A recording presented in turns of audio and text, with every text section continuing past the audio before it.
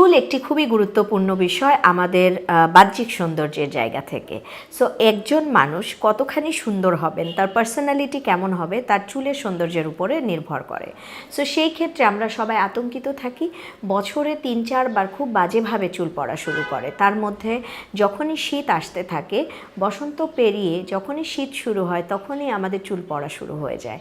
এই কমপ্লেনটি আমরা বেশিরভাগ সময় পেয়ে থাকি। সো সেই ক্ষেত্রে আপনাকে মনে রাখতে হবে, এই চুল পড়া যদি আপনাকে বন্ধ করতে হয় তাহলে আপনাকে অবশ্যই সবার আগে যেটি করতে হবে, মাথা স্কাল্প পরিষ্কার রাখতে হবে এবং মাথার আপনি যে শ্যাম্পুটি ব্যবহার করছেন সেটি খুব ভালোভাবে ধুতে হবে। এত ভালো করে ধুতে হবে যেন শ্যাম্পুর পানির, যখন আপনার মাথা থেকে শ্যাম্পুর পানিটা বের হচ্ছে, একটা বাবল যেন না যায়, তার মানে হচ্ছে শ্যাম্পুটা রয়ে গেছে মাথায়। সো আপনাকে এটি লক্ষ্য রাখতে হবে। এরপর আপনাকে এটিও মাথায় রাখতে হবে, আপনি সপ্তাহে 2 দিন যদি অয়েল ম্যাসাজ করেন সেটা আপনাকে একটি বাড়তি সহযোগিতা করবে। এর সাথে আপনি যদি একটি ছোট্ট প্যাক ব্যবহার করতে পারেন, যেটি আপনি সপ্তাহে 1 দিনও যদি ব্যবহার করেন তাহলে আপনার চুল পড়া বন্ধ হয়ে যাবে।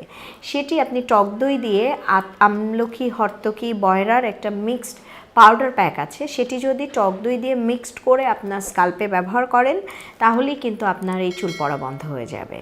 সো খুব সহজে নিজের চুল নিজের মতো করে রেখে দিতে পারেন এবং চুল আপনার আত্মবিশ্বাসের একটি বড় জায়গা।